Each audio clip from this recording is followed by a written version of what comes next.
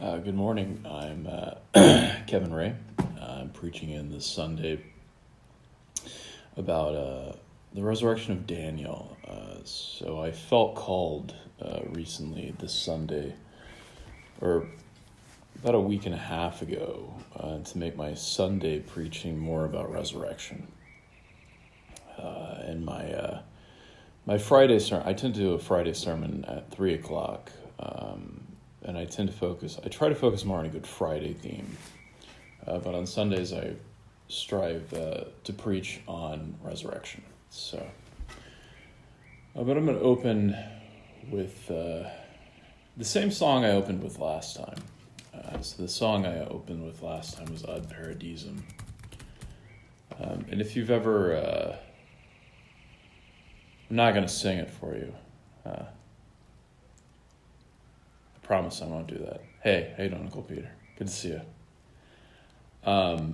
Today I'm just going to read it to you because I think I've always found this to be an incredibly moving poem from the medieval church. As the church has striven to deal with the problem of death, this is one of the poems that's come out of that problem for us, which I think is just beautiful. And I'll read it in Latin, and then I'll just read it in English too. In paradusum deducant te angeli in tuo adventu suscipiant te martures, et perducant te in civitatem sanctum Jerusalem. Chorus angelorum te suscipiat, et cum Lazaro quandam papera aeternam habeas requiem. So this was, if I recall correctly, they sing this while they're taking the body out to the cemetery. So they would do all the church stuff, and then as they're moving the body, they would read this. I assume they still do in a lot of cases in the Catholic Church. So may the angels lead you into paradise. At your advent, may the martyrs receive you. And may they usher you in or lead you in almost like triumphantly into the holy city, Jerusalem. May the chorus of angels receive you. And with Lazarus, who once was a poor man, may you have eternal rest. And one of the things I love about that poem is it very clearly focuses on one of the central truths of Scripture is that those who follow Yahweh live in tents in this age. And that's part of the reason Abraham lived in a tent, right? God called him to live in a tent. If I recall correctly, Paul was a tent maker. It's kind of this funny thing. And God's first house on this earth was a tabernacle. It was a tent. So even God lived in a tent in this age. We're not supposed to build our dwelling place here. We're supposed to live in a tent. Doesn't mean we can't enjoy it. We are called to enjoy it, but we're also called to realize there's more to come. Better things for those who follow in the paths of Jesus. Which is, as I've talked about before, his first miracle is that water being turned into wine, right? Best for last. Vintage Jesus, right? And the wedding planner says this is the best stuff we've ever had when we were drunk. Why'd you wait to bring this out? Which is actually it's a commentary about human history, right? I mean, we're all living in kind of this drunken stupor because of our rebellion against God, and we're all drunk. And if you think of the history of the world, by the time Jesus showed up, everybody's thoroughly drunk. And then Yahweh pulls out the best stuff he had, right? Yeshua. So, all right. Well, that's my song for Sunday. I'm not going to sing to you, but if you want to listen to a great version of that of Faure, his version of that's incredible. So, all right. So I'm going to talk about Daniel today again, and I'm planning on closing up Daniel today. And if you want to see any of the other videos I've done, they're on my website, kahal.church. You can find some of them on Facebook too, but you can find all of them on that website. including the one I did last Sunday on Nebuchadnezzar. But today I'm going to close up Daniel, because I think this is a good way to end, or this is a good way to do a resurrection sermon. Daniel, right? Daniel's got some great resurrection stories in it. So, all right. Well, I'm gonna pray, and I'll get started on this. Lord, you have been our dwelling place in all generations. May we not dwell in this age, which is passing away. It has come and it will pass, but rather dwell in the mansions which you have built for us through your Son, as he promised us that he was going to prepare a place, and indeed it will come when he is ready. May we dwell in that age, which is yet to come. We have not yet seen it, but we will. And may we rejoice in your abundant gifts in this life, looking forward to the age to come, but also trusting that you have loved us in this age too. For as Jesus said, you send the rain on the good and the evil alike. May we love you with our full hearts, and on this day of resurrection, may we lift our hearts up to you, trusting in your mercy and rejoicing in your many gifts, the chief of which is your Son, Jesus Christ. Amen.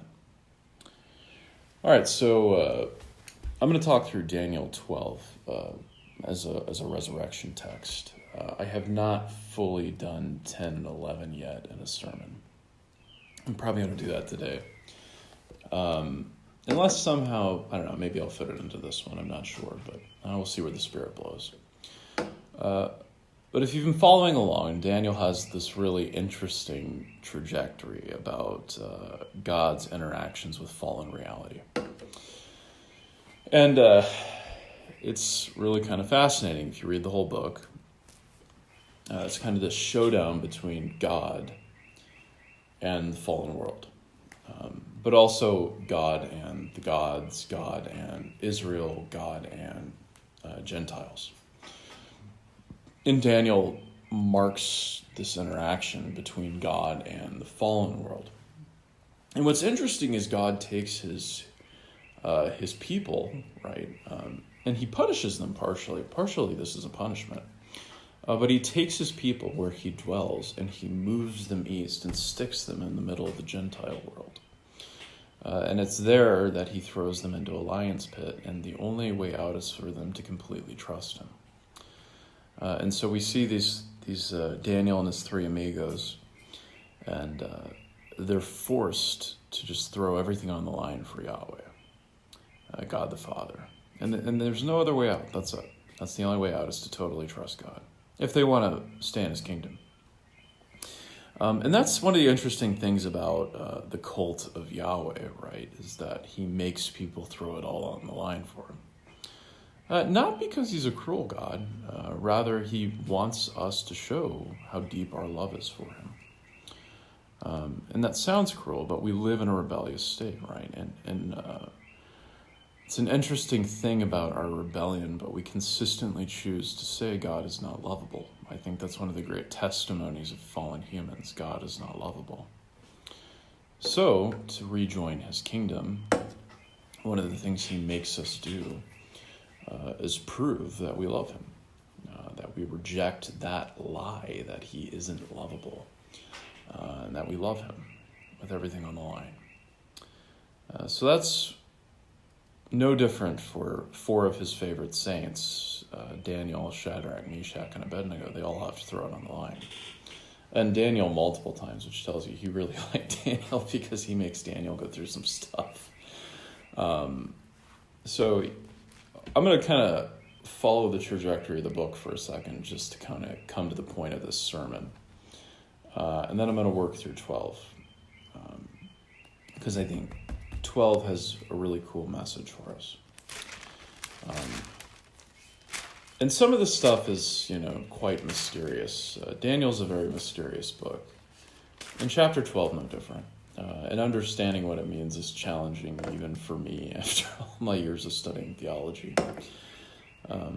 But you know what? That's okay, right? A lot of this is just us in my opinion, we cling to the creeds, and we a lot of times we're just trusting the Spirit to lead us, right? So that's what the creeds are there for, right? So we don't go off into a pit, which is easy to do.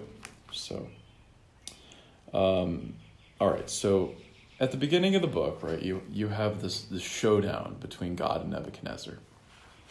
And Nebuchadnezzar, basically, he claims to be God. And he takes God's signs of God's cultus, right, so his temple, raids it, and takes a bunch of it back to Babylon and sticks it in his temple, right, the temple of his God.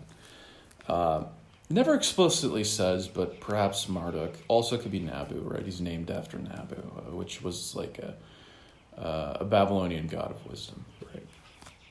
Hard to know. But he sticks Yahweh's stuff into the temple, right, of his God. Not all of it, but a good chunk of it. So you have this first showdown. And out of that, he also takes some of Yahweh's chief sons, right, the princes of his kingdom, and takes into his kingdom. So, he kind of just trashed Yahweh a lot.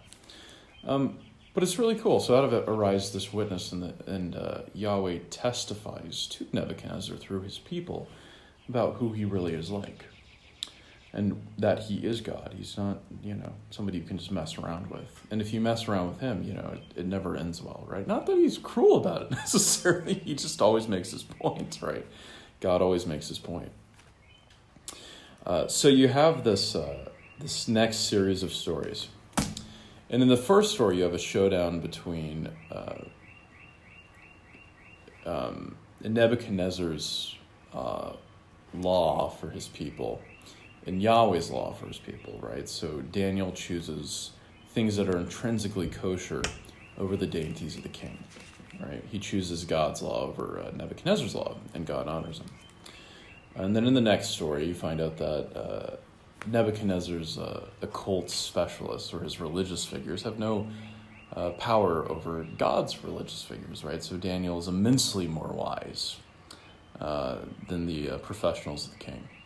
What's funny about this is Nebuchadnezzar is already so thoroughly aware that these people are full of crap that he just starts murdering them when he makes them angry, which is, how often do people say that about, like priests and stuff, right? He just doesn't trust them, right?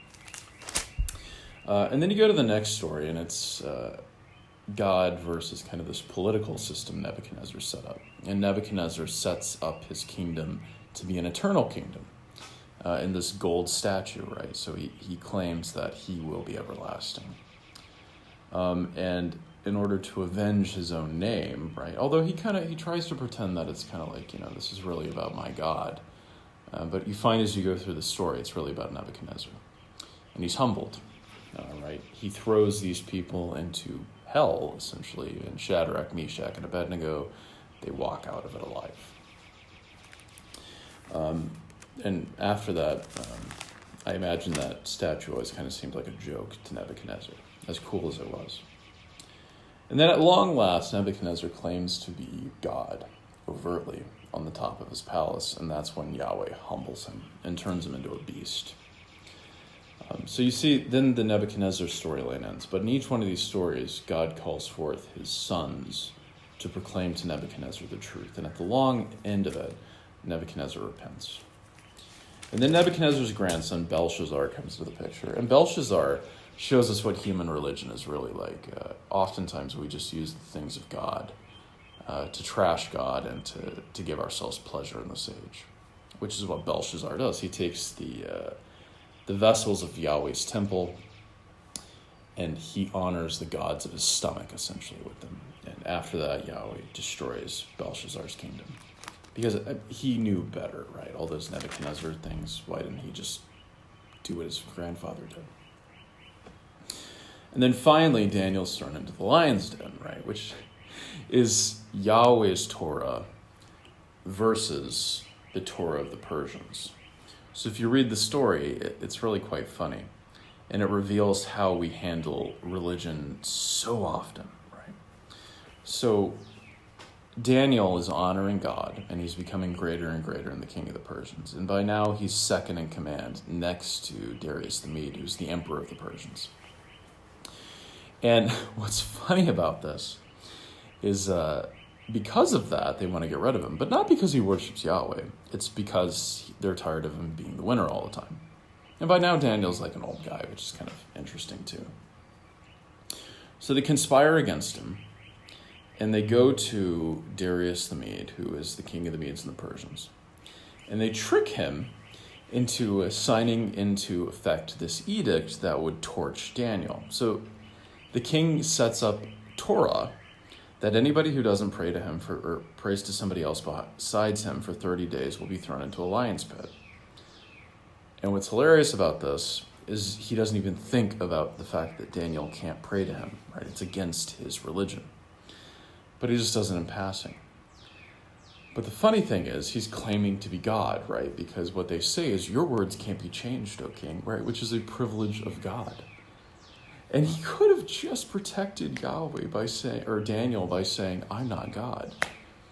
But he can't do that, right? Because he doesn't want to deny who he claims to be. He doesn't want to show that he's a sham or an imposter.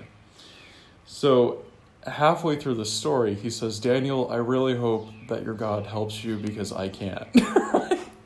So he wants to protect Daniel, but he can't because, his Torah is a joke that he just made in passing without thinking it through. And God does save Daniel. And through his own Torah, he delivers Daniel out of the lion's pit and saves him. And this is Daniel's kind of like second resurrection, right? Actually, in a way, it's almost like his third resurrection because he's had other moments before. But this is the most dramatic one, right? He's literally thrown into a pit of lions, and God draws him out through his protective word, right? So he saves him through his own Torah, which is living and active, right? He sends his messenger. And who is the one who embodied God's word all the time and brought it to humans? Well, for the most part, it was his son, Jesus Christ, his word, right? Jesus is the living Torah. So, Jesus comes down and he saves Daniel, right? The messenger of Yahweh saves Daniel. And after this, Darius goes, okay, we're not going to mess with this guy anymore, right? Don't mess with Yahweh, right? He gets the message. Okay, I get it. And Daniel out of that is saved. He doesn't go as far as Nebuchadnezzar. It's sort of interesting, right? So he doesn't make the God of Daniel his own God, which is what Nebuchadnezzar does. But he does openly acknowledge God is a way bigger fish than he is. And he repents of his arrogance in this matter. And you can see that. May your peace abound. I make a decree that in all the dominion of my kingdom, men are to fear and tremble before the God of Daniel. So he puts God above him. Finally, after this. And by the way, how often is this what we do, right? We will not acknowledge the truth that God is above and beyond us until he confronts us directly about it. For he is the living God and enduring forever, and his kingdom is one which will not be destroyed, and his dominion will be forever. He delivers and he rescues, and he performs signs and wonders in heaven and on earth, who has also delivered Daniel from the power of the lions. So basically what he says is, we're not going to mess with God anymore. And, I imagine for the rest of their history, the Medes and the Persians were pretty careful around Yahweh because he's a powerful God. And notice Cyrus, the guy after Darius, gives orders to rebuild the temple of Yahweh in Jerusalem. He sends back Jews to rebuild his temple. So it's kind of interesting. And then you have these visions which parallel this, right? So you have the first vision, and I think the first vision corresponds to the dream of Nebuchadnezzar, which is the first big story in Daniel. There's one before it, but it's the big story, right? And you've got the four kingdoms which are prophesied. And at the end of them, in the story, Jesus' kingdom arrives and it destroys the kingdoms of men, right? Of fallen men. So you have this first story is a story about the arrival of the Christ, Jesus. And so it really focuses on the ministry and resurrection of Jesus. And this first vision does too. So it talks about one like a son of man coming and dominion is given to him. So that's a reference to Yeshua, who also called himself the Son of Man.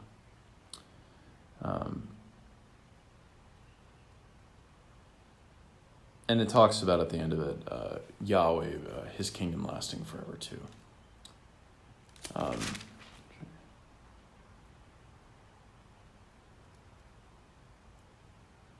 Yeah, here we go. So 13. I kept looking in the night visions, and behold, with the clouds of heaven, one like a son of man was coming. And he came up to the Ancient of Days, and the Ancient of Days is Yahweh, and was presented before him.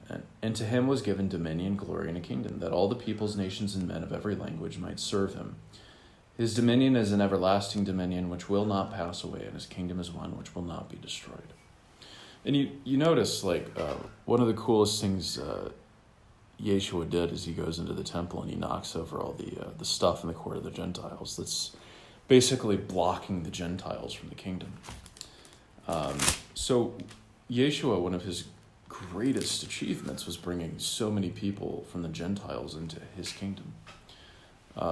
And I frankly believe there's only ever been a remnant of people who have followed Yahweh with their whole heart through all of history. But the funny thing is, Yeshua made it so that his message went forth for a long time, so that many, many, many people would join his kingdom.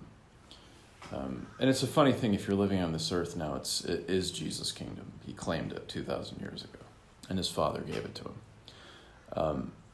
But he kept that as a hidden matter, because when he returns, right, there won't be any more choosing and going back and forth, right? At that point, everything's set where it's set. And so he has kept this particular age going for a long time so that people would come into his kingdom. Because Jesus is a very merciful God, right? He's incredibly merciful, very patient, very loving. And he wanted as many people to come into his kingdom as possible. And you find at the beginning of Revelation, John gets vacuum cleanered up into heaven. And once he's there, he sees all these Gentiles, right, who have joined the kingdom of Yeshua. I can't even count them. You can't even count them. And it's funny, as accidental as the history of the church has seemed so often, right? And if you study church history, it is chaotic. Yeah, God bless you too, Peter. Jesus' kingdom is so, it seems so chaotic. I mean, if you study the history of the church, how many things have not gone right? The splitting of the Western and the Eastern church. The early age of it was, wild, right? I mean, the Romans are trying to wipe these people out, and they can't. They can't get rid of them. They have to just keep, they can't get rid of them. They try, they can't. And then the Romans convert, right? But I rather doubt the Roman emperors ever fully converted. But they did make it the official religion of their empire. And then finally, right, you have even that break down and split in half and disintegrate. So it almost seems like if you study church history, there's just nobody behind the wheel. But that's not the truth, right? The truth is Jesus has been working the whole time to get that message out. And actually, it's a very simple message. And the church has always had it, even in its most corrupt moments. Jesus came and he died for us, right? And through him, we now have life. And that's it. And if you have that, you're golden, right? And if that's where people turn their hearts to, they're saved. And so often, right, people turn their hearts to other things, and it pulls them away from the living God. But that being said, how many people, they turned their full heart to Jesus on account of that very simple message, which is very profound, right? There's no other story like that in history, right? That God died for humans. Right? And it's very inescapable how profound that is, right? So as you follow this trajectory through Daniel, you see there's almost these waves through Daniel. And by the time you get towards the end of the book, you've seen a lot, right? So you go through the rest of these visions, right? And you have visions about the end of time. And you have visions about, the crushing of this Messiah, the Prince figure. You have angels show up, right? You have all these kings come and go. And at long last, when you get to 12, Daniel's at the end of his life, right? Daniel's over 80 years old now. He's going to die soon. Daniel's going to die soon, right? He is approaching the end of his life, right? And he's looking towards the promise of restoration, kind of like Moses did, right? He's on top of Mount Nebo, which is funny. Mount Nebo means Mount Nabu, which is Mount Apollo, right? So it's kind of funny in a way, like Daniel's doing the same thing Moses did. Moses gets to see Israel from Apollo's mountain. And if you read this book, so much of the God that Yahweh is focusing on, basically disproving, is Apollo, right? So now Daniel's standing kind of the same way, sort of like on Mount Nebo, looking out over the Promised Land, right? And am I going to see this too, God, this restoration? And if you look in the visions, which is where Daniel's kind of inner struggle about what's going to happen to his people is, you find he's just distraught. Throughout his whole life, he's distraught because God's land has been defiled. His temple destroyed, his people dispersed, right? It seems that nothing has gone right with God's people, it seems, right? Just like the church, right? Nothing seemed to go right with the church. Nothing seemed to go right with ancient Israel, right? It all just seemed to fall apart. That seems to be the case, even with the church, right? As many people as claim Jesus in this world, it has been a wild, messy ride. I think every Christian could admit that. And I think anybody looking on would admit that too. So it always kind of seems like God's stuff is sort of a mess. And Daniel's looking back over his life, he's looking back over these visions, and he's looking towards Jerusalem, and he's going, man, oh man, I wonder if this will ever be made right. And this is kind of Daniel's Mount Nebo moment, right? He's looking west towards Jerusalem in his heart, and he's wondering, God, are you ever going to fix any of this? And so chapter 12 is kind of like this last promise of God to Daniel, right? It's a promise of God to Daniel.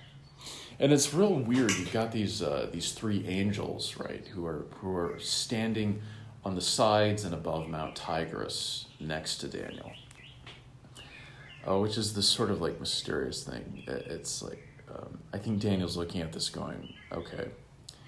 But I think actually the whole thing is there. The whole message of salvation is in this chapter. And it's a real simple one. And I'll read it and just talk about it, but it's not a complicated message. Salvation is simple. It's simple. It's not complicated. As many different ways as God has shown it to humans, right? Ultimately, only through his Son, but he's reached out to humanity in so many different ways through history. Salvation is simple. It's not complicated. And when people make it complicated, they're missing the point. It shouldn't be complicated. It's quite simple. It's really just about God reaching down his hand and us grabbing onto it.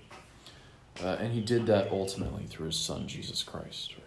That's a pretty big hand, right? Here, I'm going to wipe the tablet clean. We're going to pretend like none of this happened, right? I'm going to lay it on my Son. And I'm going to show you just how much I actually love you. Right, which is what the cross really is. It's God saying, I love you this much. I'd kill my own Son over it. Which is a wild message, but that's how radical God's love is. And Jesus too, right? It's how radical the love of the Trinity is for humanity. Now at that time, Michael, the great prince, who stands guard, and this is talking about the end of time, who stands guard over the sons of your people will arise. And there will be a time of distress such as never occurred since there was a nation until that time. And at that time, your people, everyone who is found written in the book, will be rescued. So all the people that God has brought into his kingdom throughout the history of the world will be saved, right? Anybody who's turned to the living God will be saved. Mysterious how that happens, but it's anchored in the life and death and resurrection of Jesus. Many of those who sleep in the dust of the ground will awake, these to everlasting life, but the others to disgrace and everlasting contempt. So at the very end of time, right, there will be a resurrection of all people who have ever lived. But to those who have trusted in the true God, a glorious one, and those who have turned to this age, a deathly one, right, a deathly resurrection. Those who have insight will shine brightly like the brightness of the expanse of heaven, right, so the stars. And those who lead the many to righteousness like the stars forever and ever. But as for you, Daniel, conceal these words and seal up the book until the end of time. Many will go back and forth, and knowledge will increase. So this is kind of interesting, too. So you follow the trajectory that God's laying out in this chapter. I believe Michael is the messenger of Yahweh, the angel of the Lord. I think that's a name that Yeshua or Jesus had in eternity. And if you look at this name Michael, it means the one who is as God. So I think it says it in the name. He's the God guy, right? He's the Son of God. He's the one who's like God. An angel is a very expansive term in biblical theology. It's not really clear what it means, but it's these grand spiritual beings, if you had to summarize it. And he calls him the great prince, right? So the great prince of the Israelites was Jesus, right? And I think the Malach Yahweh, or the messenger of God, was always the one who stood guard over the Israelites, his son. It's his people, right? Yahweh was always going to give Israel to Jesus from the time he made it. It was his people, but he was going to give it to his son, which is really cool, right? Jesus was the great king. He's David. He's the true David. David was a forerunner of Jesus, and that's why Jesus came through his lineage. And he talks about this resurrection, right? So there will be a time of great trouble. Jesus will arise. And if you read Revelation, that's what he does at the end of time. He comes down and he avenges his father and his people. Right? When they finally kill the anointed one who's, on God's behalf, harrowing the people of the earth. Not because God likes to do that stuff, but because he's calling people to repent, right? Which is what he was doing with Pharaoh, too, when he sent all those plagues. He wanted Pharaoh to repent. At the end of time, Jesus will finally get fed up with how people have treated his saints, right? Both the Old Testament and the New Testament saints. And he will rise up, right, and wage war on their behalf. And then the resurrection will come, and the saints will rise to everlasting glory, but those who have chosen this age will they'll be left behind, to play on a book series, right? In a lot of ways, hell is simply, it's already here. If you don't have Jesus, the claim of scriptures, you're kind of already experiencing it. And people think that's kind of a radical claim, but just look at the world. All the hate and the murder and the internal angst people go through. The fact that as much as they want the true things that God made for them, so rarely do people actually choose them. It already is a sort of hell, isn't it? And I think in a lot of ways at the end of time, God's just going to make that more than apparent. But also, the great mystery at the end of time is people can choose to exist eternally apart from God. And that's actually, the judgment day is about confirming the choices in a lot of ways, right? So those who have chosen to follow him, it will be confirmed. And those who have chosen to follow Satan, that will be confirmed. And Satan's kingdom will be this trash pit, right? It's kind of a weird thing, but that's what he's talking about here. But as for you, Daniel, conceal these words and seal up the book until the end of time. Many will go back and forth, and knowledge will increase. Then I, Daniel, looked, and behold, two others were standing, one on this bank of the river, and the other on that bank of the river. And one said to the man dressed in linen, who was above the waters of the river, "How long will it be until the end of these wonders?" I heard the man dressed in linen, who was above the waters of the river, as he raised his right hand and his left hand toward heaven. And he swore by him who lives forever that it would be for a time, times, and a half a time. And as soon as they finish shattering the power of the holy people, all these events will be completed. I'm going to take a second just to talk about that too. So actually this guy, this strong guy, he shows up in Revelation too. At the end of the opening of the seven seals, he appears. He comes out of heaven. And he does the same thing. He swears by the power of the living God that the time has come. And he roars seven thunders, and at the end of the seven thunders, time comes to an end. So this is an apocalyptic angel. Revelation talks about this guy, and it says he's a sign of the apocalypse. And it's weird. He's never given a name, but clearly he's a big deal. So Yeshua's angelic name, I think, is Michael. That's not to say he's not God, right? Spiritual beings are more complicated than that. He's the Son of God. He is God, But he had a name for, when he was pre-incarnate. I think. That's my theory of that. I'm not etching that in stone by any stretch of the imagination. And then I think this is three of the major players in the history of salvation, the angel players. So I think this is Gabriel, Jesus, who's the chief one, right? And then this other guy. This other guy doesn't give you a name of him, but he's clearly a big deal. And he shows up, when he shows up to Daniel, he's terrifying, right? So clearly this is a powerful angelic figure who is a sign of the end. And when he arrives, it'll be the end of the world. I don't really know what that means, but he shows up in Revelation. And he's talking to Daniel, and it's kind of appropriate, right? He's the one giving the rundown of the end of time, because that's his gig, right? So he said, "Go your way, Daniel, for these words are concealed and sealed up until the end of time.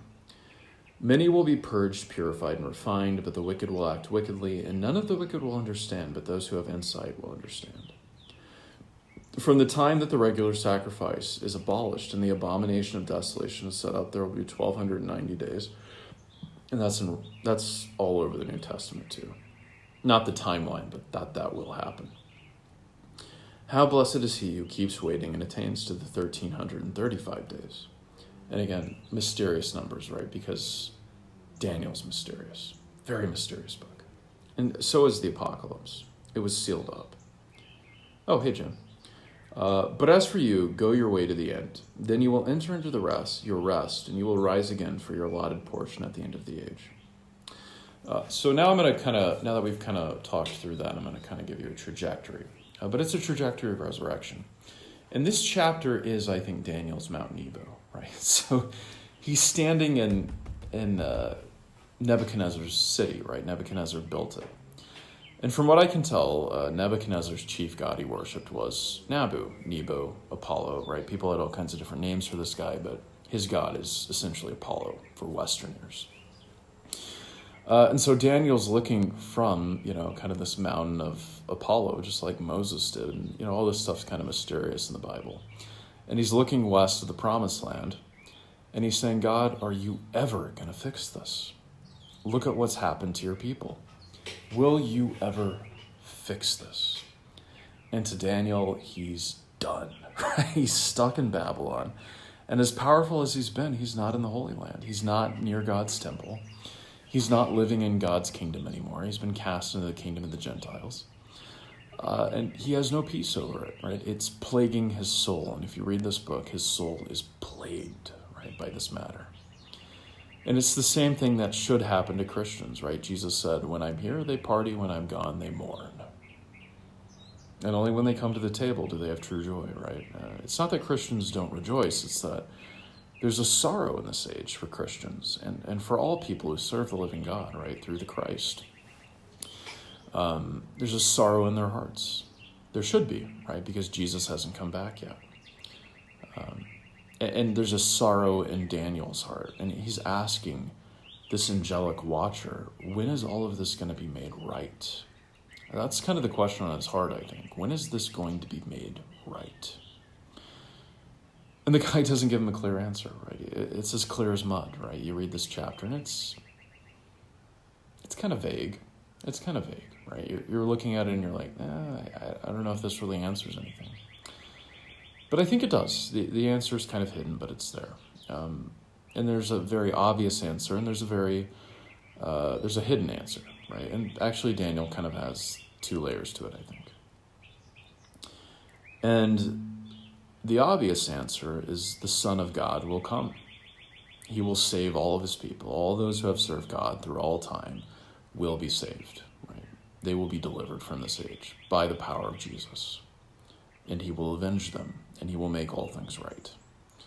And everything will be sealed at the end of time, and all the dead will rise, as he says, right? Those who have served God to a resurrection of glory, and those who have served this age to a resurrection of shame, right? Because they didn't choose to live in God, and they had time. And that's part of the message of the church, right? Repent. God is coming back. He's coming back. And that was Jesus' basic message, if you read the Gospels.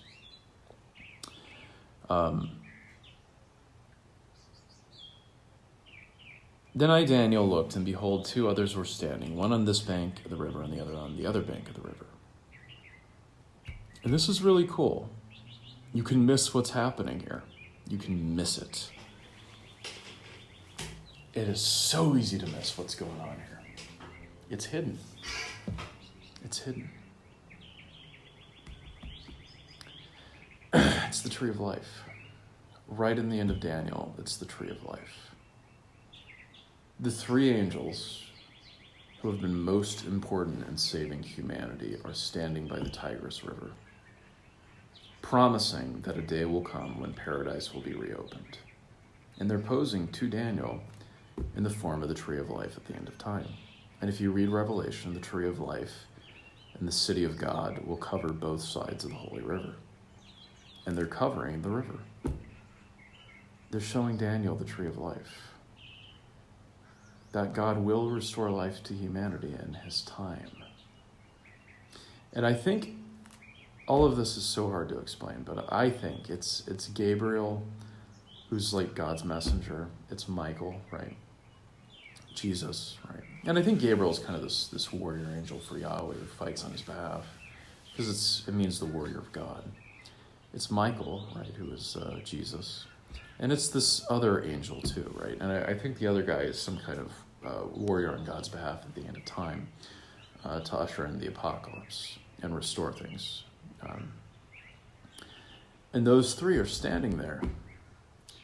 And this is their message to Daniel. But as for you, go your way to the end, and you will enter into rest, and you will rise again for your allotted portion at the end of the age. And this is pure gospel to those who follow God. It's a promise. It's a promise. This chapter is a promise to all who have followed God, and especially Daniel at this moment, because Daniel, by this point in his life, has seen it all, he's done it all, he has mourned, he has rejoiced. He's been the most powerful man in the world, he's been the most shamed man in the world, but in all of it, he keeps looking west and going, when, God? When are you going to make this right? When? When are you going to fix all this?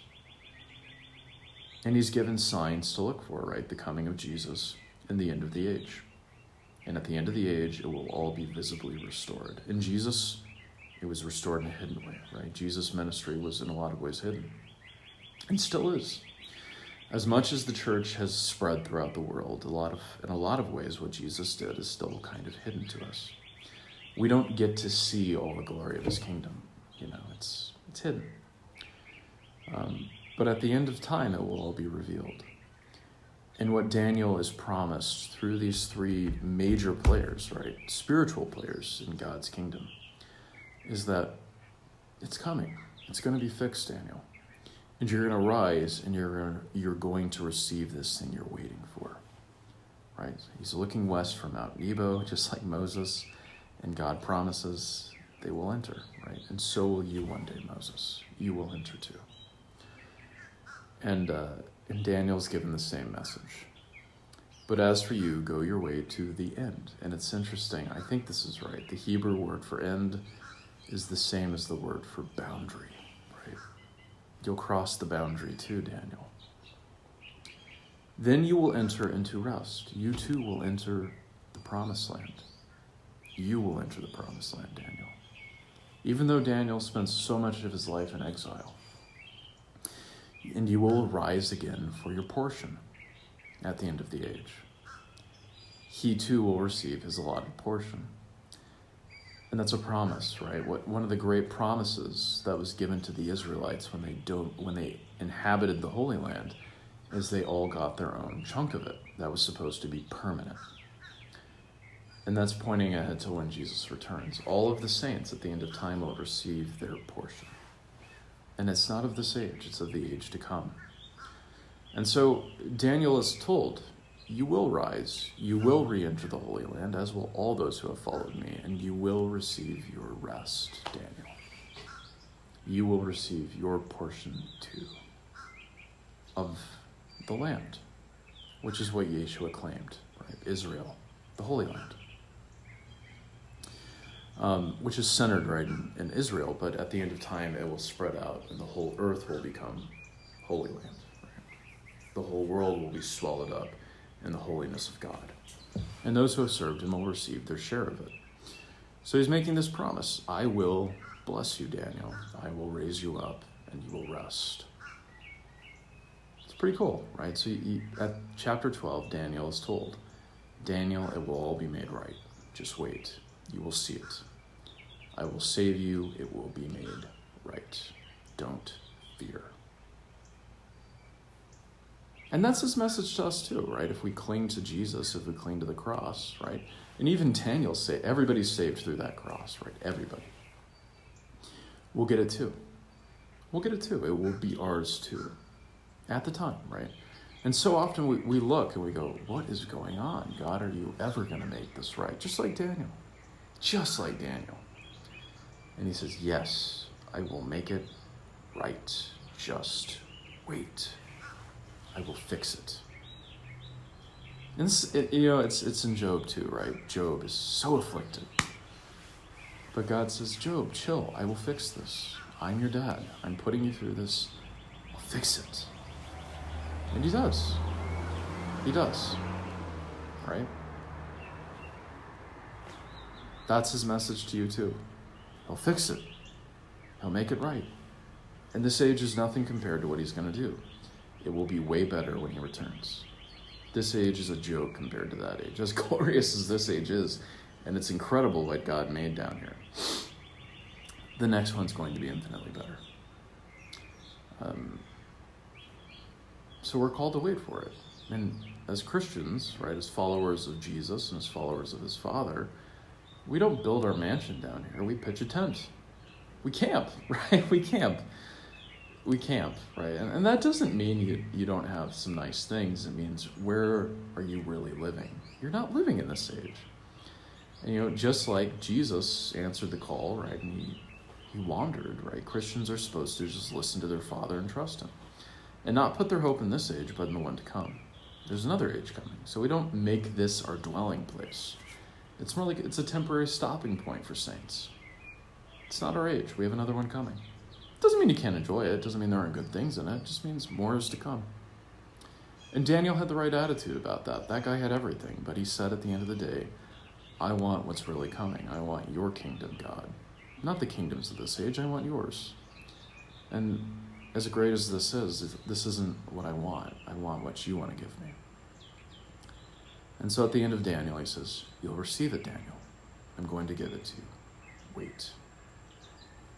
And for all those who put their trust in Yahweh, right, and turn to him as the living God and turn away from this age, and that doesn't mean not, like I said, that doesn't mean not engaging this age, right? That means not putting your trust and your hope in it, right?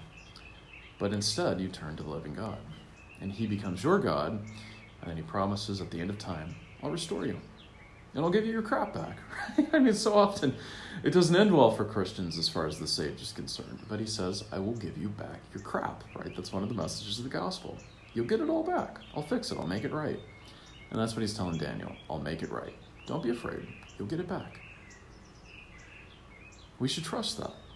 God is a loving God. He will restore you at the end of time. And whatever you've lost serving Jesus, you'll receive back. Jesus said that, right? In this age, I'll save you, and in the next age. And that's why so many Christians, they just jumped into the fire, right? They were like, yay! Right?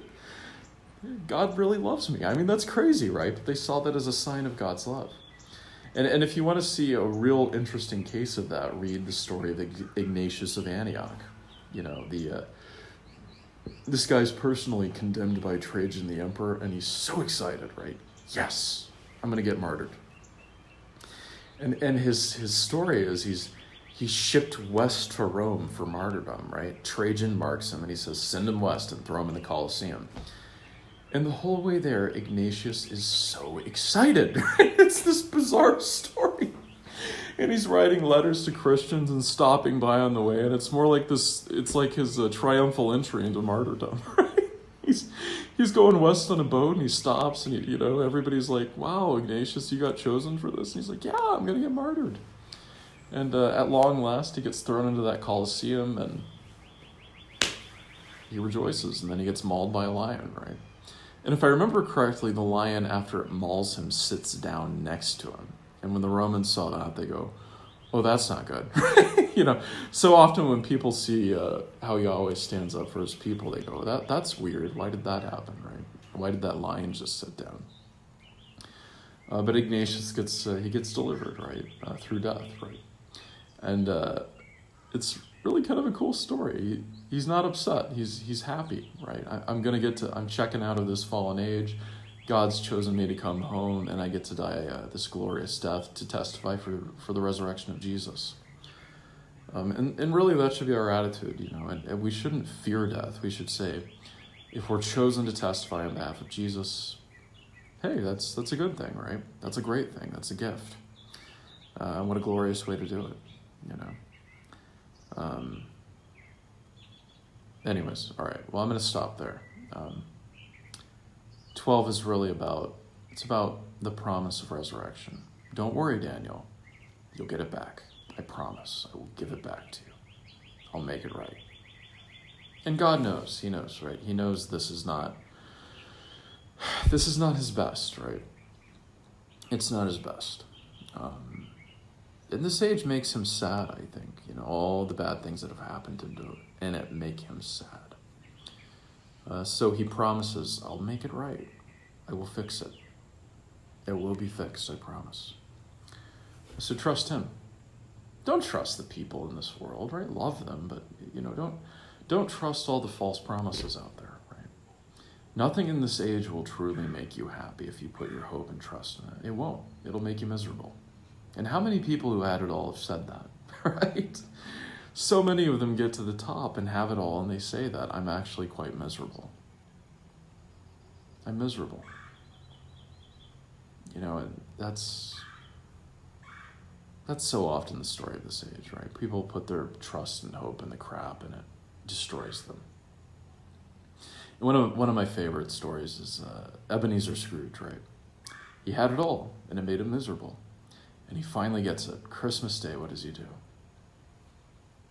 He figures it out. It's really just about love, right? It's about loving on people.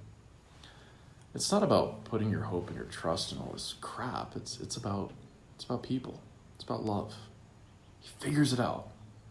Finally, he gets it, right? And he takes all of that junk and he gives it to people to help them.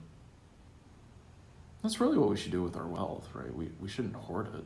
We should use it to help other people. That's what Jesus said. Don't store up your treasure down here. Use it for others. Use it to help people. Yeah.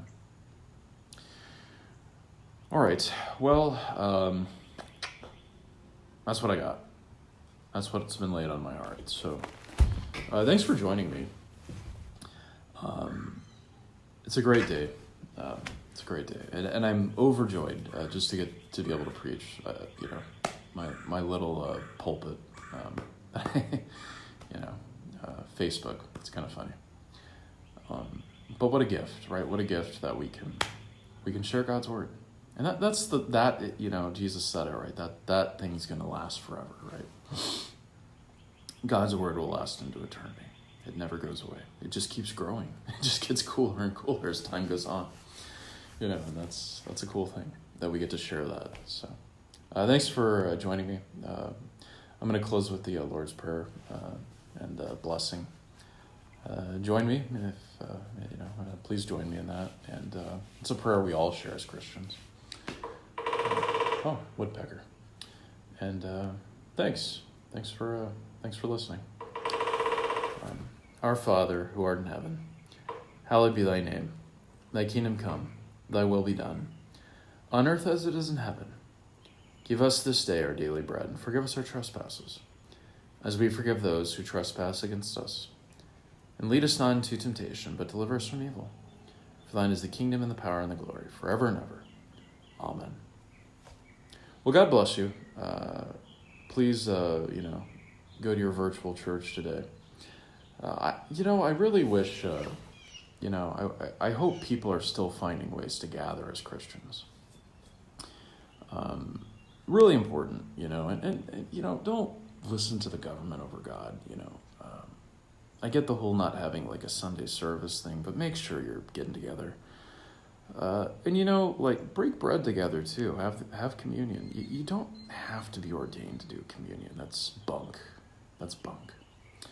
I completely disagree with the LCMS about that in so many churches, right? Any Christian can lead communion, and it should be overseen by an elder, right? It's not to say elders don't have authority over it, but literally anybody can consecrate the sacrament. I mean, this stuff about controlling it is ridiculous. For crying out loud, like, don't cut yourself off from communion over this. Get together with your nearest Christians and celebrate it. That's my opinion. I don't get that. But make sure you're still in the Word, too. Make sure you're doing all that. Don't let coronavirus take away God's Word from you. And prayer. Keep talking to God, and spend time with God. And not, and another thing that kind of always, not just with those little devotion books, right? Not that those aren't good. Get into the Bible, read around, poke around in it, see where the Spirit leads you. Don't just open a Portals of Prayer or something, or whatever book you have. Those are good, but, get in the book, right? Get in the book itself. It's really important. That book is important. Poke around in it, read in it, and spend time with other Christians, if you can. Don't neglect gathering together because you're scared of dying. Isn't that the opposite of what God told you to do? I mean, actually, if you think about it, from the beginning of the church, Christians getting together is something that can lead to death intrinsically, right? I mean, every now and then it does, actually with some frequency. Kind of a funny thing for us not to get together because we're afraid of dying. Something to think about. That's my opinion. Not that you shouldn't, try to do what you can to, help people in this matter, but one of the best things we can do is get together and pray, And, something to think about. One of the best ways Christians can do that is to pray together, intercede on people's behalf as the church. Wouldn't God listen to that if all the Christians got together and prayed about this? A funny thing, I've never encountered a civilization that a plague comes and they shut religion down. Think about that. What does that say about what our priorities are? Yeah. A non-essential thing, religion. In the ancient world, it was the opposite, right? If a plague came, you opened the temple and that became essential. Tells you where America's at, right? Religion has been deemed non-essential. How embarrassing. Anyways, God bless. I'll close with that grumpy note. And God bless you this day. Walk in resurrection, my friend. Don't walk in death, walk in resurrection. God bless.